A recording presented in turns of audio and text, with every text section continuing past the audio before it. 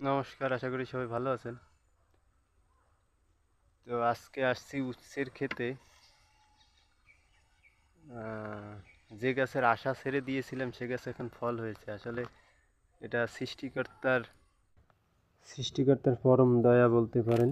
যে গাছ বাছারই কথা ছিল না সেই গাছে দেখতেই পেয়েছেন ফল এসেছে, ফুল ধরেছে।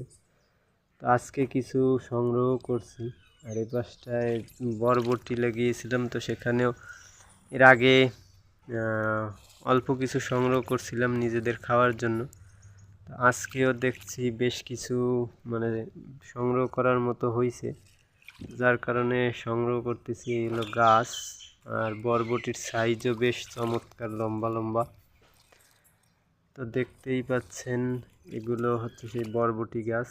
আর এই যে এই পরিমাণে আজকে সংগ্রহ করলাম। তো সবাই দোয়া ও আশীর্বাদ করবেন ও সৃষ্টিকর্তার প্রতি ভরসা রাখবেন। ধন্যবাদ।